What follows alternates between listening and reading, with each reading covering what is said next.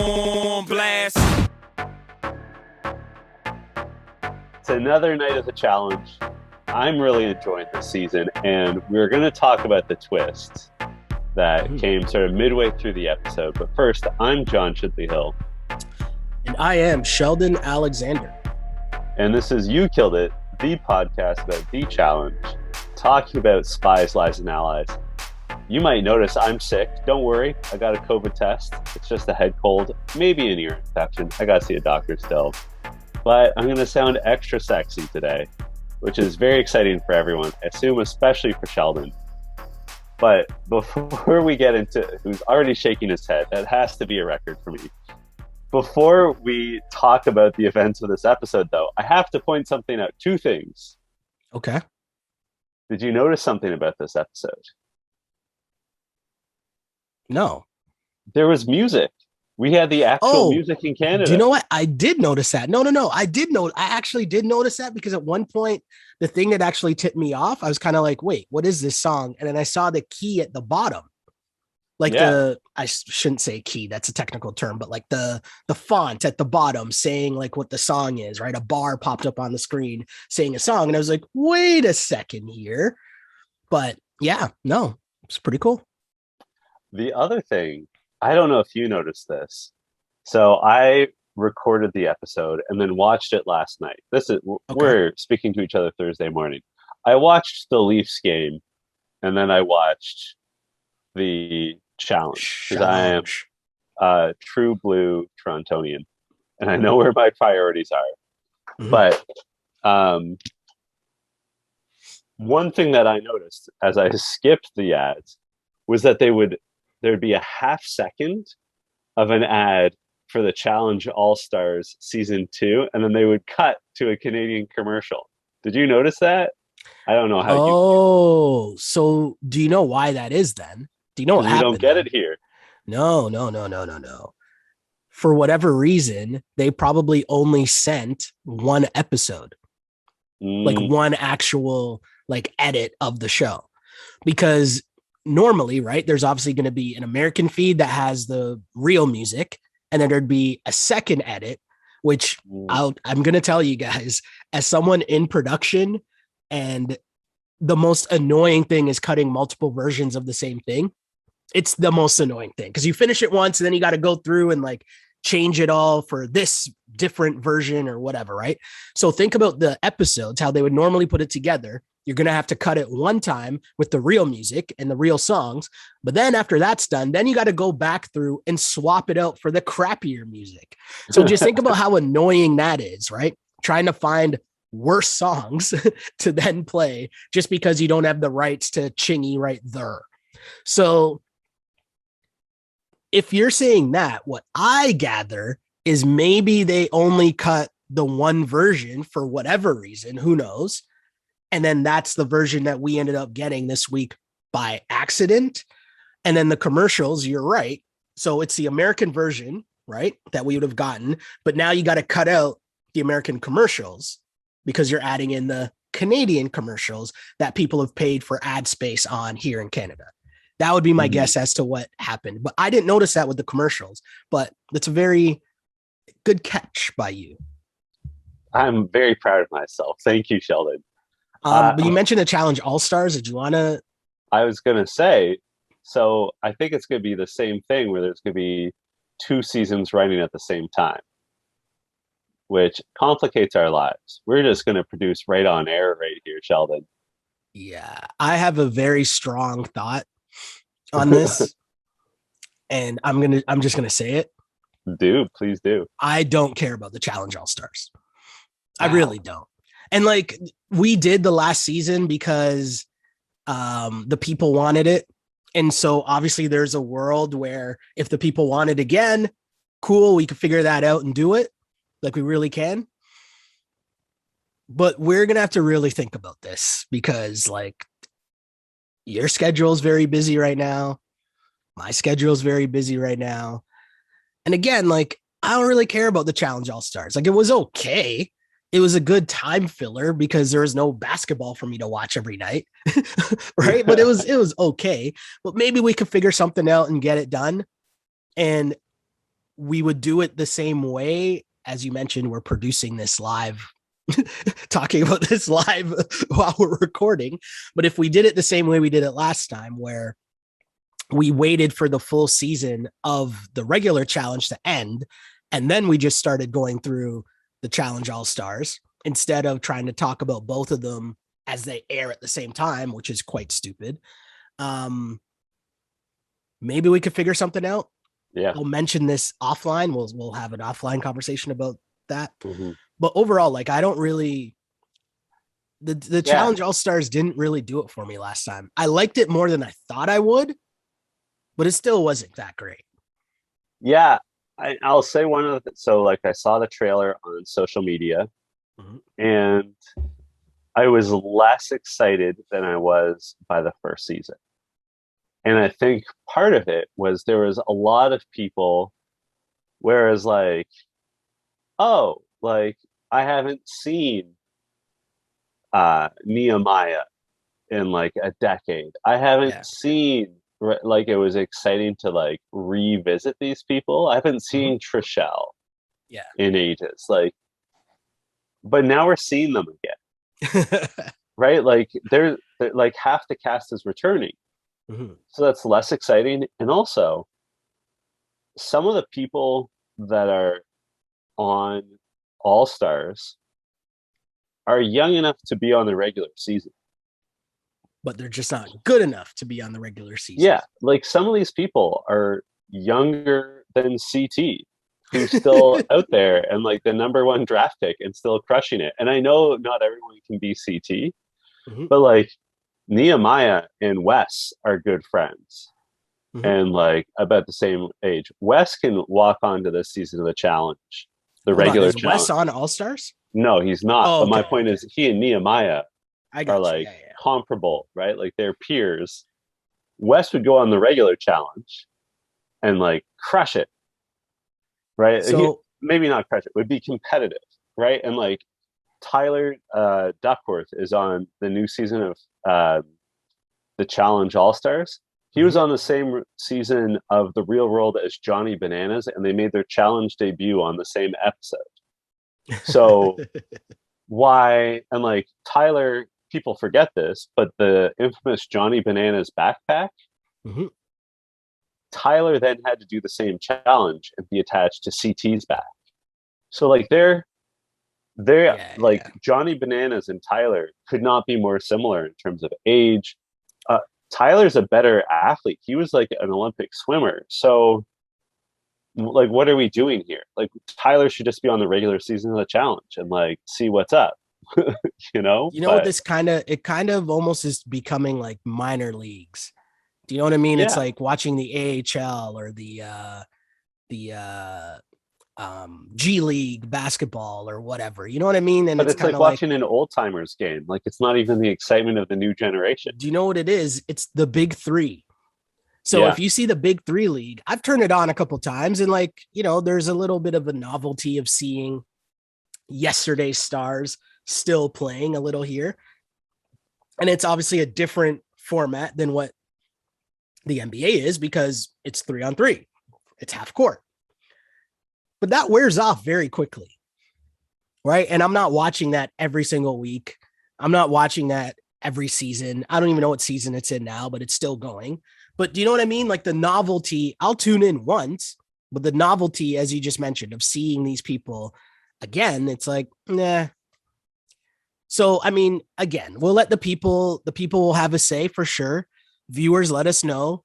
Do you want us to do a season of the Challenge All-Stars after this challenge season of Spies, Lies, and Allies? The people have a say, but I'm going to be honest. We're like, it's going to be much like last time where I'm going to have to be convinced. Okay. And I was convinced last time, like it happened last time. I was convinced. And we got into it. Like we found a way and we enjoyed it. But folks, you got to sell us on it, I think is what we're saying. Yeah. I don't even know who's on it. There's some people who I was totally unfamiliar with. There's like a lot of people that are coming back. Derek is coming back. Latarian is coming back. Yeah. Katie is coming back. I mentioned Tyler Duckworth, Kohada, who again, Okay. Yeah. had like previously like been involved with Nani. Like these are the peers of people that are still on the regular challenge. Yeah. And they're not all stars, Yeah. right? They're just like random people who are on the show that aren't good enough to be on the challenge. Yeah, pretty much. Yeah, we'll discuss. Um, you mentioned Johnny Bananas though, and maybe before we get, I know there's a lot to talk about in this episode, but I feel like the tangent will probably come now because there's another one I'll save because I feel like it'll come up during the episode. But you mentioned Johnny Bananas, and did you notice someone sent me a message that Johnny Bananas and Morgan broke up? Yes. Many people sent me messages about this because they know I love the goss, the hot goss.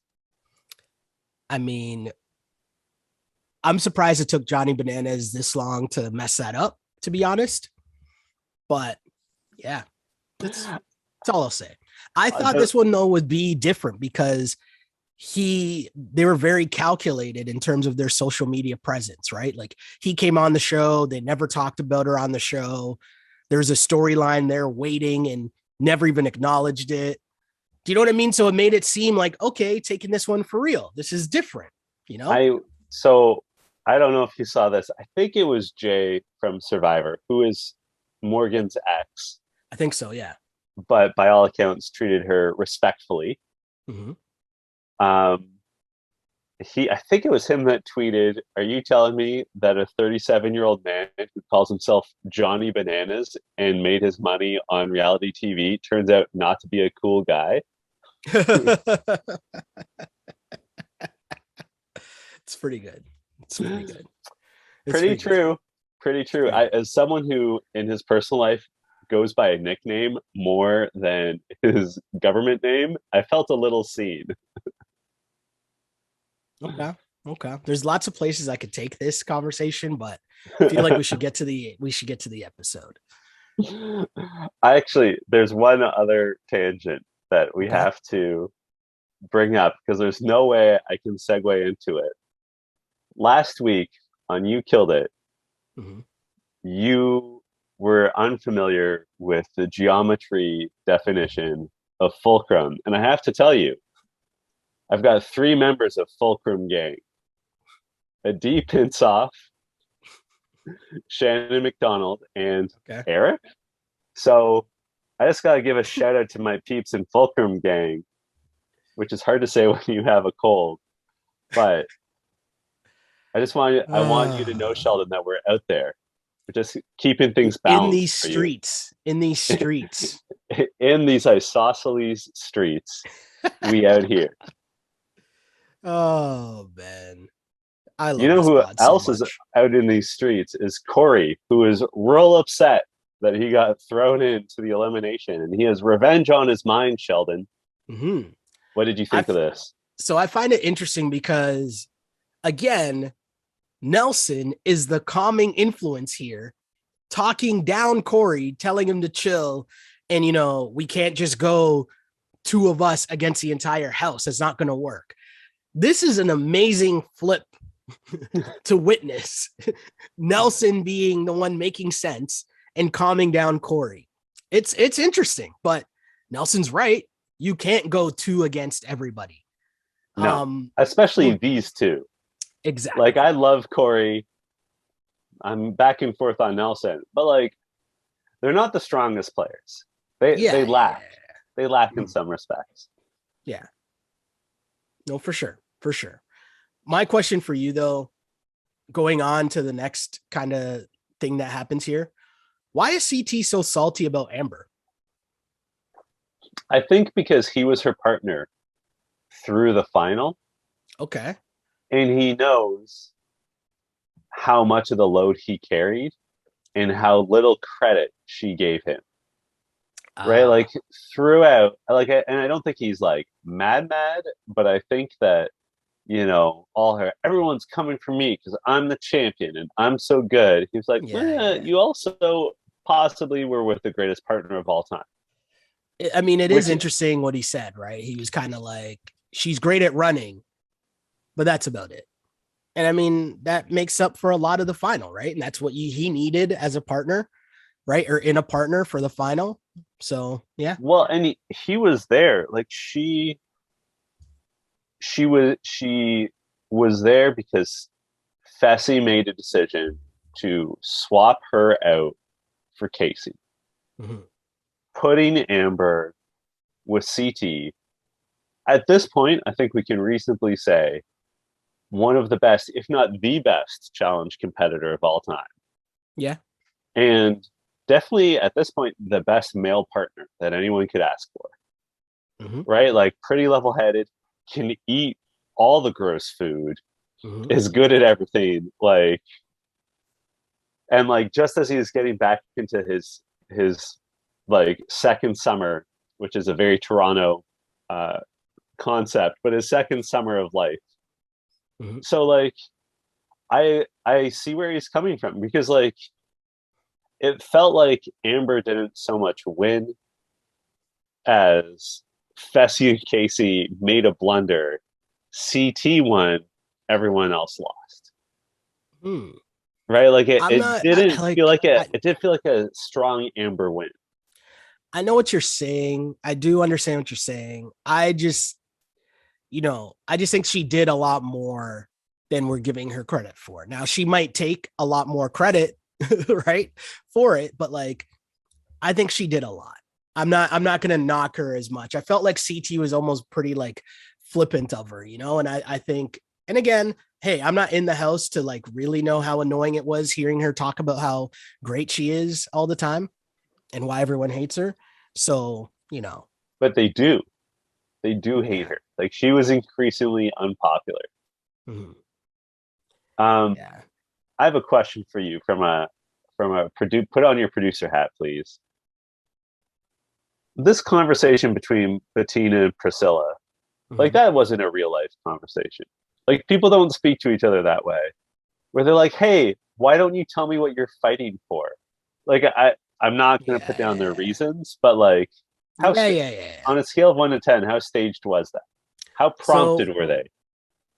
it's definitely a produced conversation, right? Because what you're trying to do here is you're trying to build up characters as the season goes along.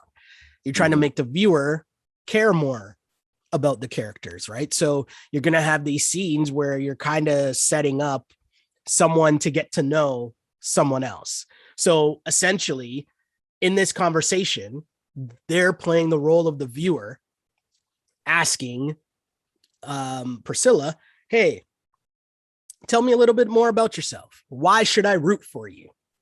Essentially, right? That's what the conversation comes down to. So when it becomes that, and Priscilla's talking about her mom and she's getting really emotional, now as a viewer, we're like, oh, okay, I like her a lot more. Like I already liked her because I thought she was spicy, she was making moves in the house, but now we get a bit of the backstory to find out more about her and what she's about. I like her even more. So yes, it is definitely a staged conversation, um, but a needed conversation from a storytelling angle because we have to care about the rookies, right? Like we already care about Tori for whatever reason. We care about CT. And when I say care, it means like you feel something, right? Even Josh. You might not like Josh, but he makes you feel something. With a lot of Yeah, these rookies still, we're kind of in a position where we don't know that much about them and they've lasted pretty long. And especially when you become the focal point of the episode, meaning you're probably the one going into elimination, right? Because we know the episodes always start with whomever is going to be the main topic of discussion, right? They got to get the viewer more invested in that character, right? Are mm-hmm. you going to be rooting for her to win the challenge, the daily challenge, to win that elimination round? Because you don't really want it to come down to, okay, well, it's this person that we know versus this other person that I don't really know anything about this person. Yeah, yeah. I that all makes sense to me. I also felt like the next conversation was at first I'm like, was this staged? Were they prompted to do this, or is Josh just awkward? Because like I don't know about how you interact with your male friends. I don't think I've ever asked my friend how their night was with their romantic interest. Quite like this. So Josh asked Logan, "How's your night with Big T?" And they like cut to them sharing the top of what I can only assume is the world's largest bunk bed that they both were like, it was like a queen size bunk bed or twin size Mhm. bunk bed. Yeah. How awkward is that? I would never do that. I'd say like, how are things going? Or like, how's the relate? But I wouldn't like, Josh framed it in such a sexual way.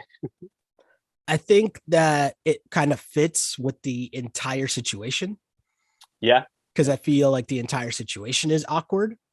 Yeah. Um, and I know there's in part a language thing, but my line of the episode, I'm giving it up this early on in the pod because Logan discussing his breakup, he says, I only want a little bit of horny. She wants all the horny. And I was like, I had to rewind it for a second because it was one of those where I'm paying attention, but wasn't really paying attention. And it's kind of like, wait, did he just say what I thought? Rewind. Oh, yeah, he did say that. Okay. Okay, fair enough. I mean, it makes sense, right? Like, I can't believe that Big T's strategy of recounting the tale of Oedipus to her romantic and sexual partner didn't pan out for her. Who knew that that story tale of incest that Sigmund Freud based some of his most groundbreaking theories around was so maybe a strange. turnoff? Like, I love Big T, but what was she thinking? Like, why would you, in that context, why would you bring it up? I'm so confused. So confused. I got nothing. I got nothing. I do have something though. As we go to the next topic, or did you want to still talk about Big T and Logan? No, I was ready to move on to Amanda. Okay. So Amanda, we talked about it a couple weeks ago, obviously, the Amanda and Fessy stuff. There's an Yeah, update. I'm yeah, assuming you've seen because it was all over social media. I Because have social seen. media is just hilarious. And I say that it's funny that I just said social media is hilarious. Whereas if you rewind our conversation maybe 20 minutes ago before we started recording, I was just angry at social media. But yeah, for different It reasons, I contains assume you could guess multitudes. why. Yeah. But a reminder of why social media can be funny, right? Or why TV can be funny. So Fessy and Amanda are obviously seeing each other. And then Fessy is out with Corey, I think, at a bar. And people start taking pictures of Fessy basically like he's going in, he's putting in some work on another lovely lady, we'll say, at this bar. And obviously people start posting it on social media and tagging Amanda. Like they're sending Amanda the photos of Fessy talking to another girl and pressing up on another girl at a bar. And Amanda, because she's Amanda and she's awesome, posts the pictures and just says like, thank you to everyone for sending me this loser. Like I should get the direct quote, but essentially she's just saying like, thank you for sending this to me. This loser's actually been texting me the whole time while this is happening, which makes it Oh, even more disgusting. And it's like, oof. Yeah. So yeah, sounds like it's done. She said she gave a chance. She gave someone a chance. And yeah, he blew it. Messy Fessy, man. Messy Fessy. I mean, I'm really sorry that this happened to Amanda, especially in the context of this episode where, she's talked about how hard it's been. She is a nurse. She is a frontline worker who is Yeah. out there during the worst of the COVID-19 pandemic and a young single mother. Mm-hmm. And like, not that no one deserves to be treated as Fessy has treated Amanda. And to find out in such a like public way is also brutal. Mm-hmm. But like, given the added context of how hard her year has been, I really felt for her, right? Like the timing of this episode and the scene with the messy Fessy news. Just Yeah. like, come on, man. I think too, though, if you're Amanda, there's part of her that always kind of knew that this was a possibility, Yeah. right? Just because of, I mean, I don't think she was going in blind to Fessy's ways, right? So, I kind of think that's another interesting subplot of all this. But I also just like the amount of people that were just looking out for her, right? Yeah. Like I thought that was really funny. And then Fessy was posting all these things on like his IG stories were just like Drake, like the sappy Drake. Oh, you know what I mean? God. Like Of the course. the sad sappy Drake like Instagram stories. So like he'd have a photo where he's like posing all like cool and like looking mysterious, but it's like sad Drake, like singing emotional Drake, like he's upset, and it's just kind of like, come on, bro, what are you doing right now? Oh my God. I'm looking up how old Fessy is. He's 29 years old enough to not be doing this. It's a different generation, man. It's a different generation. It is a different generation. Who knew that we're 38. I don't know why I said we are 38. And I don't know what happened in the 9 years between us and Fessy's birth, but like the younger generation, they have too many feelings, Sheldon, and it is exhausting to see. I'm avoiding the tangent that I want to go on. It's way too long. Yeah. Okay, fair. Actually, you know what? Fair. I've done the tangent before. Yeah, I've definitely done it. It's about consequences and the next generation not understanding consequences to your actions. yeah. And so There's absolutely something didn't that. go your way. Oh no, something didn't go your way. How can you possibly deal? I do want to talk about though the flip side, the Amanda stuff, like the actual scene of her talking to her son. Because the other time when I brought this up and I mentioned that she was on IG Live with her friend Lindsay's her name. And it was just cool to see that, right? Because I wanted to elaborate on the fact of just like, think of that friendship that you're leaving your baby with your best friend while you go on the challenge, right? Like, I know you didn't really get to see enough of their kind of back and forth, but it just reminded me to watching the IG Live when the Fessy stuff was first going on and just seeing how funny they were together and like joking around with each other. And she explained, she's like, no, this is like my best friend. Like, think about it. I leave my son with her to go on the challenge and blah, blah, blah. Like, I owe this woman everything, blah, blah, blah, blah, blah. Right. And so like to actually see it and then to see Amanda break down and to then add on what you mentioned, right? The year that it's been for her being, a nurse. Mm-hmm. Yeah, it's a lot. It's a lot. I also have to say, I can't even imagine the strength of their friendship because there is no one in my life that I would leave my theoretical child with for like 6 to 8 weeks. Mm-hmm. And also, I hope that there's no one that would want to leave their child with me for 6 to 8 weeks. I love kids, but I am not ready for that sudden responsibility. Like I need to be eased into that kind of lifestyle. Oh, well played. Let's get to the daily challenge. Diamond It was Dash. an interesting one. I liked all of this for a bunch of reasons. Mm-hmm. TJ off the top says it's time for them to adapt. No more pairs. Your man Ed is psyched, but I don't think he realizes that like it's likely that the vets are going to turn on the rookies again if it's solo dolo. Like it'll be hunting season on rookies again. Mm-hmm. So what they have to do for Diamond Dash is race down the trail, collect a sledgehammer, choose an assignment to complete, get a code once you complete the assignment, use it to open a safe and collect a diamond, and then the rest of the mission will be explained later. Yes. Josh says he thinks he's going to kill it because he's wired and filled with adrenaline, which is shockingly unaware of him. Like, I've seen people online on the soch praise Josh for owning his emotions. And I will give him credit. Like he is at a point in his life where he can say, yes, I am an emotional person. I'm a sensitive person, which is fine, all well and good. Like good for him that he can own that. But it's amazing to me that he can't see how his emotional nature is a detriment to how he plays the game.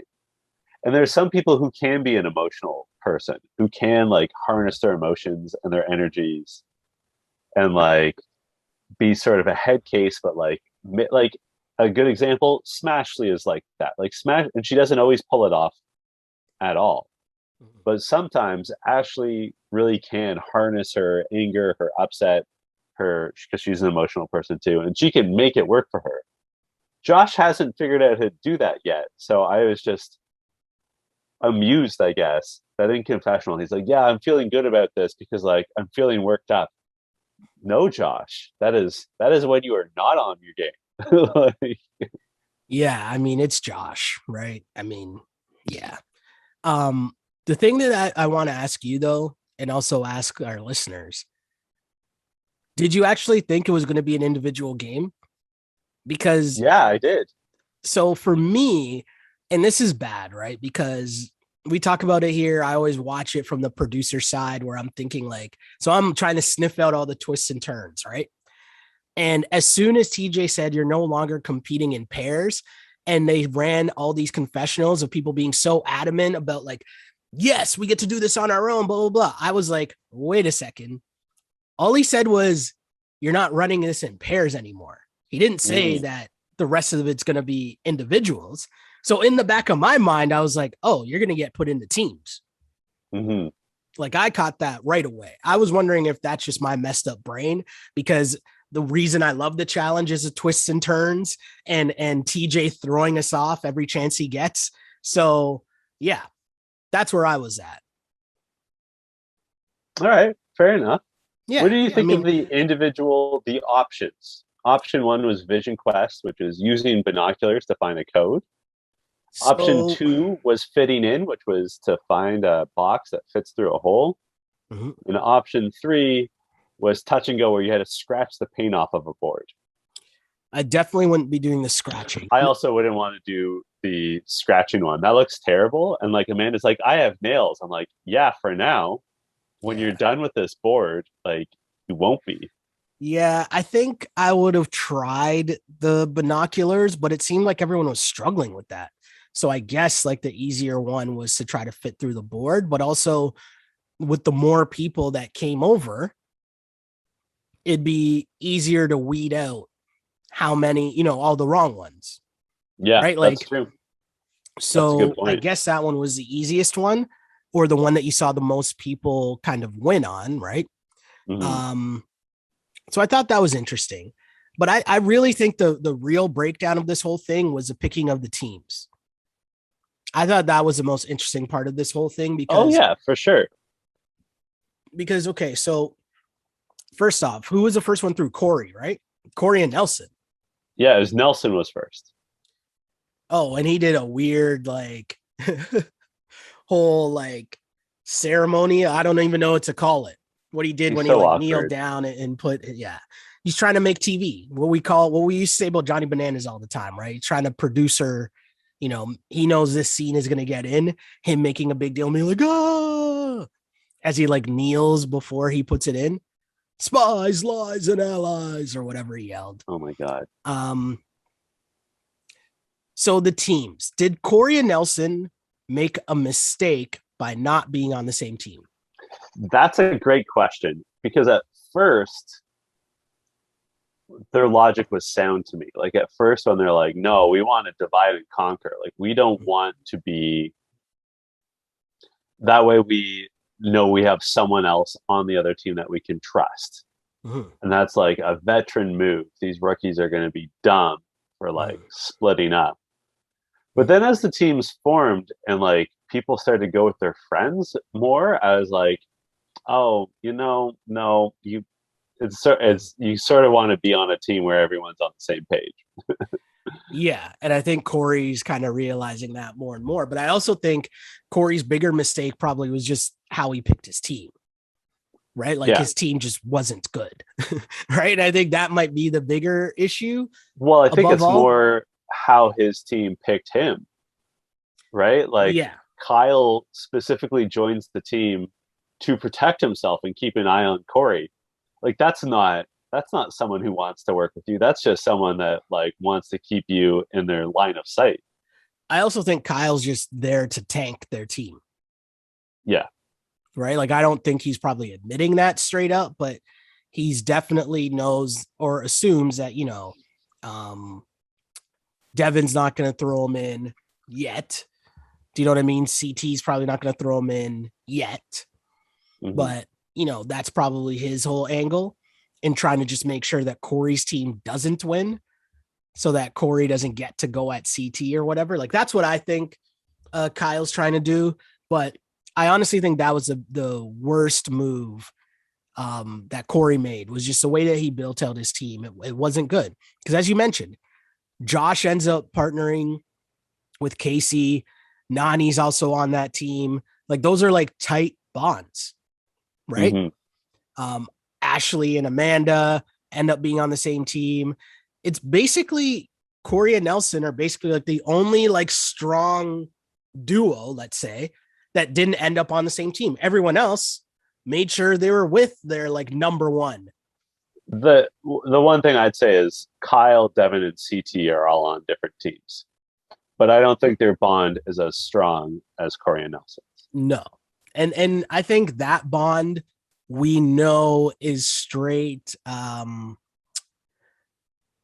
They're going to be useful to each other until they're not.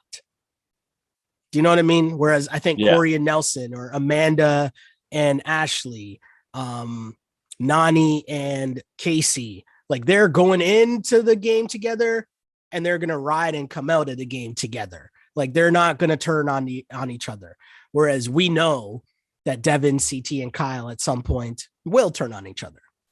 Mm-hmm. Yeah, probably. So how what do the teams? Sorry. I was just going to say, how do you feel about this becoming a team game?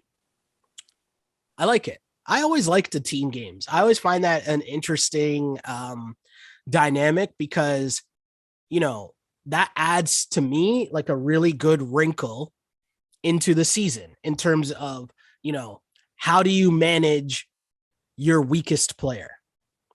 Because your team can be really good, but I think CT says it all the time, right? You're only as strong as your weakest person. So then how does your whole team bond and jive and, keep everyone motivated, everyone positive? That's such a huge part of this game, where you could be such a huge, strong competitor. But at the end of the day, if you have a weak team, or you have a weak team member, or your team doesn't communicate and you don't get along well, hey, you're not going to win. So I like the team side of it. I liked it. And I just like the multiple twists. I like that it's unpredictable. We don't really know where it's going. I appreciate that. That's one of the reasons why I like this show. So many twists and turns, so many different angles. And it's not, again, I'll say this again, because we've been saying it the last few episodes. I still have no idea who's going to win this season. Yeah. I don't know who's actually in control of the house, right? I don't like, and that's great. And as they keep adding these twists and turns, well, now you're changing up the strategy yet again, which we'll get to at the end of the episode, because that was another pretty good twist right at the very end. So yeah, I like it. What about you?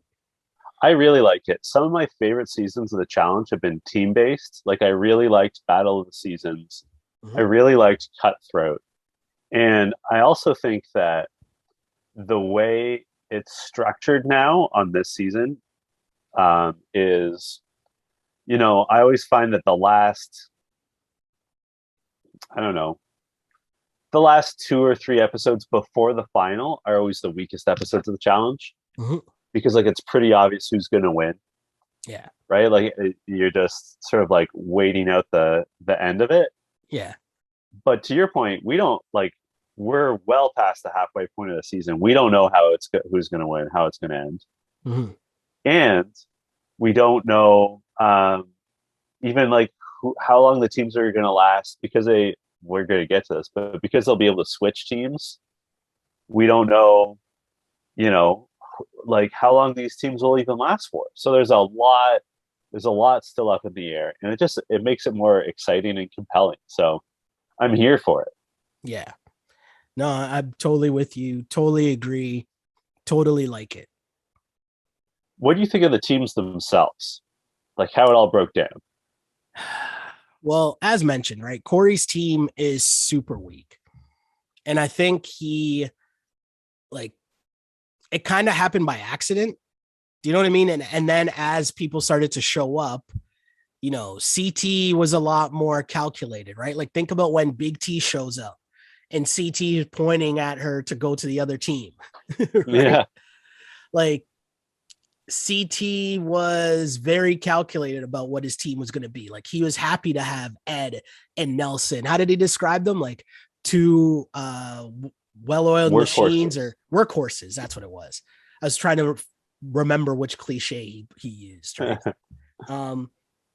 But yeah, just the way that his team is constructed, it's a lot better than you look at Corey's team. So Corey, Big T, Priscilla,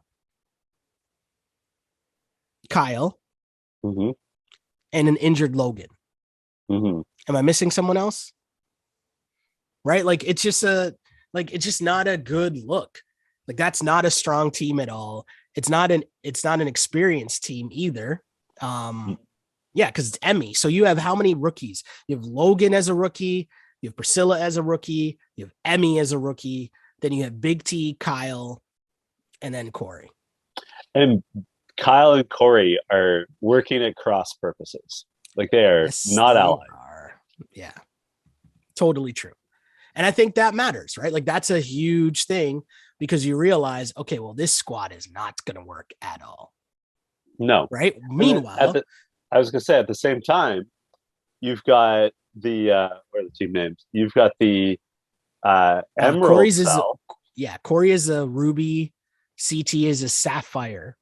Mm-hmm. And then the Emerald is Josh's team. Yeah. Which is the team that won. But if you look at it, they're all allies anyway. Mm-hmm. Right? Like it's Josh, Casey, and Nani, who are obviously definitely like a group, but it's also Devin, who's already allied with Josh, Tori, who Devin gets along with anyways, and then Emmanuel, who's hitting it, like vibing with Tori. Yeah. So 5 vets and 1 rookie. But also that they have they're all generally working in the same direction. Yeah. They're not going to agree forever, but generally they do. I think that when you look at the Sapphire team, though, because I still think that's a really good team, right? Nelson, Ed, CT, Amanda, Ashley, and Bettina, right? Mm-hmm. So you have 2 rookies in Ed and Bettina, but Ed, they're both pretty good competitors, right? Ashley and Amanda are pretty good competitors, and so is Nelson, and obviously CT is CT. So I feel like the Sapphire team and the Emerald team are pretty legit. It's just Corey, for the guy who was there first or second, it's weird to me that his team was that bad. Yeah. That's what I agree. I mean, I guess it was just the sort of what was tough for him is that Emmy and Priscilla were 2 of the first women to arrive, and they both immediately went to Corey. Mm-hmm. Yeah. And suddenly your team's not looking so good. Yeah. Right off the hop. So then what was the second part? The second part was that they had, actually, I'm so glad you asked because it involves a fulcrum. They had a balance, they had a beam where there's a cage covering up their diamond. They had to smash cinder blocks and then put the cinder blocks at the other end, making use of the fulcrum to lift the cage and get at their diamond.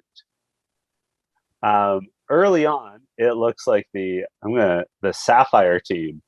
I'm not going to use those names. I'm just saying. I'm going to say CT's team, Josh's team. I'm probably going to say red, blue, and green. The blue team looks like they're off to a fast start because Ed, Nelson, and CT are just smashing cinder blocks. Yeah. Mm-hmm. But here Devin, we go. Hold on. I'm going to clear out for you, give you your space, call the ISO play, and just let you talk about how great Devin is. Okay. I'm going to start the clock. Okay, go. I have to ask Sheldon, when you were watching this and Devin had this master stroke, were you like, ah, shit, I'm going to hear about this? No, I mean, this one I give him credit for, right? Like this one is like this was legit on the fly, and it's a reason why I like the challenge.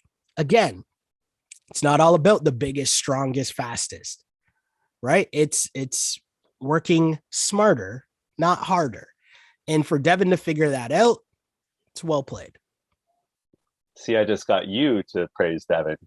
So Devin basically figures out that if you put bigger, heavier chunks of cinder block on top of the sort of mesh that they're supposed to feed it through, the weight still obviously applies. Mhm. Using the fulcrum, it lifts it down so everyone can put all the cinder blocks on at the same time, because 12 hands are better than just 2 or 4.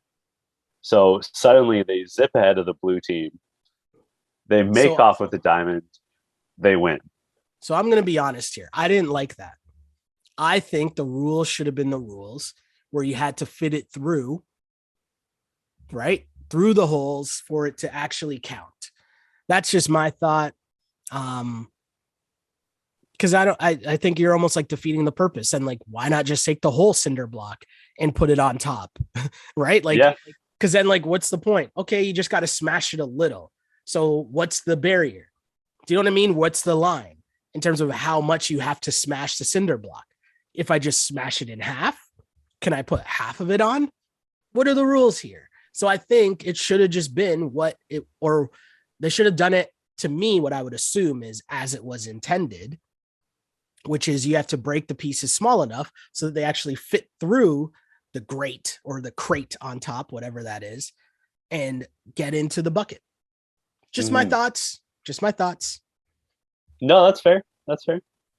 So green team, because they actually get along, they have a picnic to deliberate about what to do.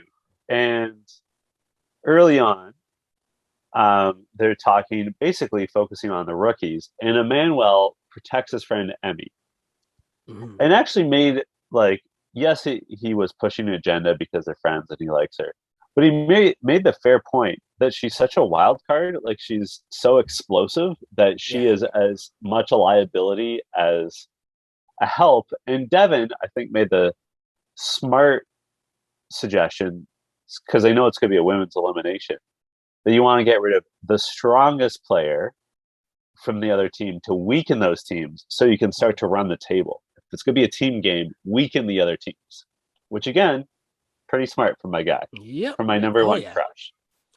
Great strategy for sure. And you can see how well that team gets along. They weren't really having an argument, right? There were no arguments being had. Even when they were bringing up, let's say, Ashley, they were able to have, give the pluses and negatives in terms of doing that. With that said, though, we get to the deliberation, and it was a pretty harmless deliberation, but I know you're going to big up Devin again for his work here, because basically all he wanted to do was make the women fight. And, I understand his game plan, because it's like, hey, just put a target on your backs. Go ahead. I'll charge you guys up, right? And I'll let you guys kind of just sink yourselves. Interesting strategy, but I don't really think anyone fell for it. I thought everyone was very well spoken. People were very polite. I thought the points that Priscilla made in terms of, hey, I'm a rookie. Wouldn't you rather run the final with me? Because you don't know what I'm coming in cold, so I wouldn't really know what that feels like, as opposed to keeping someone who's won a final. I thought that was a good strategy, but didn't really work out for her. No, did not work out at all. I have to tell you, there was something that interested me during the deliberation. Okay. And again, I want your opinion, sort of with the producer hat. Okay. I feel like something happened involving Ashley and Amanda that we did not see. Oh, why? Because they had that scene with Amanda calling home. Mhm. And then later, so when we're in the elimination, oh, well, even before in Deliberation, Ashley is talking about how much Amanda means to her. Yeah.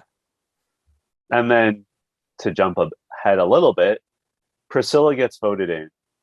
Priscilla calls down Ashley, Mhm. which we're going to talk about for sure.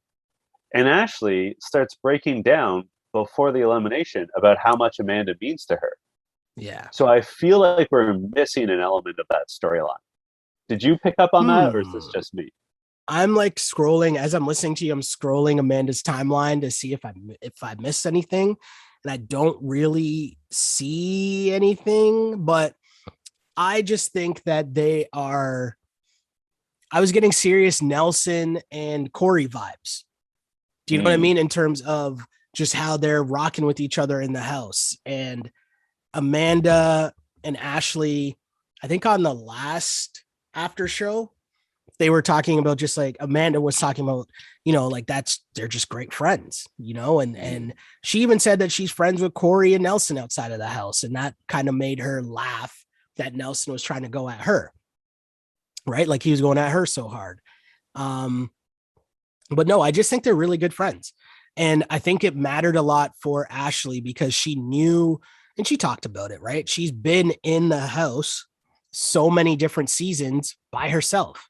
So to actually have someone that she cares about and that cares about her, it just matters so much to her. And I think as well, when you see your friend go through what the last year was, you have a even greater appreciation for someone that you already cared about. And maybe that's just what it was. I think it was just, I don't think we missed something. I think maybe they just didn't tell their story enough, let's say. And maybe that's still coming because, hey, they're both still in the house. Was there anything else that stuck out to you in Deliberations? Not really. Aside from Kyle wearing the wrong color, like he's MC Ren at the first NWA concert. I just don't get Kyle. But I mean, we'll have time to talk about that because Kyle basically does the same thing every season. So yeah. So let's talk about the lair, the elimination. Priscilla, as I said, got voted in. Mm-hmm. TJ, and this is an interesting twist. You get to pick your opponent if you're voted in. Which is amazing. That's a great twist. And this is, again, right when you think you have the show figured out or, how things are going to get broken down because of the way, alliances have been made, we'll say, or teams have been made, let's say, they switch it up on you. So as much as it's being switched up on us, the viewer, it's switched up on the challengers as well, because now it's like, okay, do you vote in someone into elimination that you don't like? Do you know what I mean? Like, how do you even go through that process? Because now, okay, so they put in Priscilla. So the assumption, well, I shouldn't say the assumption. They didn't want Priscilla to win, right? No. So you throw her in. But now going forward, do you do that consistently where you're just throwing in someone that you don't like? Because now for sheer vengeance, I mean, you're safe anyways as the tribunal or whatever they're called now. The agency, wrong season, my bad. But at the end of the day, who you choose, it's just such a good wrinkle because I'm coming back for vengeance. And we'll get to like what the decision made from Priscilla, or maybe we could talk about it right now. Let's talk about it right now. So before we get to who she actually picked, who would you have picked if you were Priscilla? That's a long pause. I would have picked Emmy. Oh, why Emmy? Because I think she's beatable. I think that you can look at the competition, the field of play before you, and assume that's a little puzzle based. Yeah. Or strategy based, maybe more accurately, and think, who can I beat at this? Emmy is not a very collected person, not a very calm person. This is true. You know, maybe because like your goal shouldn't be to make a point. Your goal should be to win. Mhm. And I think, yeah, I think that's the move. Who would you pick? So this is kind of layered for me because, you know, I respect the heck out of Priscilla because she came in the house and played it like a real one. And I mean that by, she wanted the smoke. She was playing to win, not playing to lose. And I appreciate that. The problem is that maybe that viewpoint costs her being in the game because shouldn't she have picked someone who she thought she could beat easier than Ashley? Because I feel like she could beat Big T. Yeah. Her and Bettina are like probably the closest people remaining, like in terms of, or maybe her and Big T are close too, but do you know what I mean? Bettina might have been an option for Big T could have been an option for. You mentioned Emmy. I just feel like shooting your shot at Ashley, like I get why you did it and I like it. So I'm kind of on the fence. Do you know what I mean? And I know that's a cop out. I don't like copping out on questions on the pod, but I see both sides of it, right? Like in my mind, I'm like, yeah, she should have picked someone easier. I'm doing air quotes. But at the same time, I respect that she was going out trying to win. She was taking big shots and knowing that if I take out Ashley, the vets aren't going to try to come for me again. Or the chances are slim that they try to come for me again because you've now seen me do dirt in 2 eliminations. So I get it. And above all, I respect you not going in against one of your friends too. Right. So as much as I say, oh, she could have went in against Bettina, I do actually like the fact that she didn't do that. I do. I really liked and respected that she went after the person she dislikes the most. Like, I like that she put her money where her mouth is. You know, we've seen a lot of rivalries develop. An easy, obvious one is Paulie versus Kyle. Paulie has never, but Paulie has never put himself in against Kyle for all his he shit just talk. Talks smack. Yeah, he's never actually gone in one-on-one. And like, I like Kyle. Kyle's good TV. Kyle is not a like terrifying prospect in an elimination. And yet Paulie has dodged it every time. So I respect Priscilla for being like, hey, I got a problem with you. Let's sort it out right now. You know, like I like that. I think that says more about Paulie's whackness than it does about Kyle being some like challenge beast. Yeah. But point taken for sure. We talk about it all the time. You either want the smoke or you don't want the smoke. And Priscilla wanted the smoke. So I give her mad credit for going at Ashley here.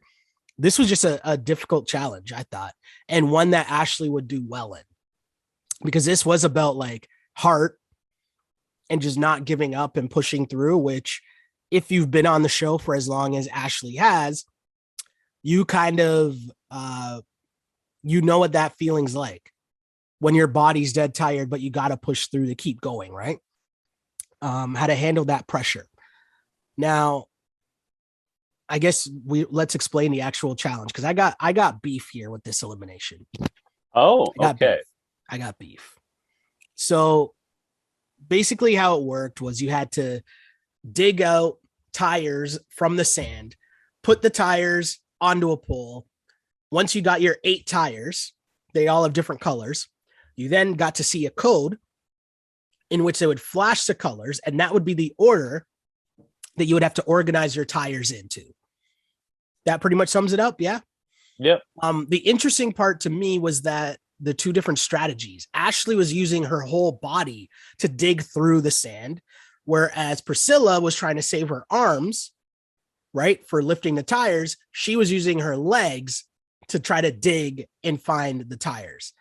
Didn't really work out for her. She was pretty much behind for the majority of the entire process there. But what did you think before I get on to my little tangent here? What did you think of this challenge or elimination? I should say. What was interesting to me was Ashley. I mean, you touched on it. Came up with the technique. She would use her whole body to push off Mm-hmm. the mound of sand. And then she would basically punch into the like center of the sands, grip the tire from inside, and pull the tire up out of the sand. So she wasn't even really digging. She basically, they had to get 8 tires. The first 2 or 3 she was sort of digging regularly, but then she figured out this strategy, this technique, whereas get as much sand off as possible, pull it through onto the next one. And it was brilliant. Like she just smoked Priscilla. Like Priscilla did not so I have to say, as I said off the top of the episode, I watched the Leafs game first and then I watched the challenge. Mm-hmm. And I was on social media and I saw Ashley's posts, and all her posts made it sound like she lost. Oh, She was all like, "Oh, I'm so grateful for every opportunity I've had this season. So glad I got to do this season with my best friend Amanda." And I was like, "Oh, okay. Shitty that I got these spoilers." Yeah. But like, oh well, it's happened before. And so then like Ashley's crushing it, and I'm like, man, how's Priscilla recovering, come back from this? And then, like even at the end, I'm like, so is Ashley going to get disqualified or like? So, but No, it's pretty good. It did come down to Ashley just coming up with a technique, much like Devin. Like the people who really succeed at this game, and I'm not even saying this to praise Devin. We see with Johnny Bananas and Wes and with CT, it's the ones that come up with effective tactics on the fly that are tailor made to the challenge and sort of blur the line of how to do it. So this is a great segue into my beef here, because you I did mentioned that on blurring. purpose. I just want to say, yeah, I'm with you. I'm with you. Picking up what you're putting down. Blur the line, as you say. I don't think the line was blurred. I don't think that they were tiptoeing the line. I think they were like tap dancing all over and across the line here, because my beef is Ashley probably, if not disqualified, because you can't disqualify her, I at least thought it was lame as hell that the entire crew was helping her memorize the colors. To me, that is completely and utterly unfair, because it's Priscilla going against everybody. And that's not fair. That's not how it's supposed to be. And I know there's been times before where the crew has helped one of the competitors in an elimination, but I don't know if I've seen it that blatantly, where they Ashley read out the colors and then they were making a song about it. Right. And, you know, going at it that way. I didn't think that was cool. I didn't like that. And it was so blatant. And because it was such a huge part, because the whole thing that I thought about this elimination was, okay, keep it close. And as long as you keep it close, by the time you get to the puzzle, you just got to finish the puzzle faster than the other person. Right? That's a key part to this. But that's all out the window as soon as the other person starts. And then now they're memorizing it for the entire crew. And the entire crew was singing a song and helping Ashley. That's unfair. Part of the challenge was supposed to be, how well can you remember the puzzle while you're exhausted? And she didn't have to do that. And she still messed up on one of them. I just thought it was kind of lame. And I get that there's no rules against it. I get that all's fair in love, war, and challenges. I get all that. But I can get all that and still think that it's lame as hell. So this is the end of Priscilla's season. What did we think of her? Because I got to tell you, she's my early pick for Rookie of the Year. And I truly hope she comes back. I know we're not here yet, but like she's my MVP of the episode, because I just like the way that she carried herself on this season. I like the way that she owned her decision. She wasn't mad when they threw her in. She's just like, no, I get it. I understand. And you know what? I understand so much. I'm going to try to end this by going at the top dog, Ashley, who we had the initial beef with to begin with. So I just like the way that she carried herself on this whole season. I like that she wasn't afraid, that she ended the Vet Alliance and made them kind of have to regroup and figure out a different way to go about things. She just seems like a really nice person as well. Do you know what I mean? Like super chill, super down to earth, super cool. She's obviously beautiful, but like she's also a really good competitor, I think, as well. And TJ was like, we'll definitely be seeing you going forward. And I hope so. I totally agree. I think she did a really good job for her first season. And she didn't really play it like a rookie, which I like. No, she was a really sharp player. Basically from the get-go. Yeah. Her disadvantage is that she's a rookie and she didn't have those built-in alliances. But she's clearly got a brilliant political mind. Mm-hmm. There is a twist coming, though. So TJ says that Ashley can pick which team she wants to join, including the agency. Yeah. So you join a team and someone else is gone. This is a great twist. Like, I love it. So good. It also leads to my line of the episode where Ashley looks at the red team, Corey's team, and goes, obviously not the Ruby team. Which is so cold-blooded. Like, I love how, like, what a straight shooter Ashley is, to the point of being brutal. Like, you don't even have to say that, Ashley. Like, so she chooses to stay with the Sapphires, with the blue team, which is probably smart because they're not actually a bad team. Exactly, yeah. And they have people on the team that she likes. She really likes CT. She said earlier that she always wants to team up with CT. And Amanda's on that team. So right off the hop, you know, she and Nelson, I guess, have a complex relationship at this point, but there's people that she gets along with. So, and you know, Ed's just a human golden retriever. Yeah. So it's a team you can rock with. Yeah. Yeah. And I mean, overall, happy for Ashley, right? Like, she has had a rough go the last few seasons that she's been on. And so to have this one kind of play out in a way that was, you know, an episode where everyone's rooting for her, everyone's helping her, that had to be a good feeling. And you could tell that showed. So we've heard our lines of the episode.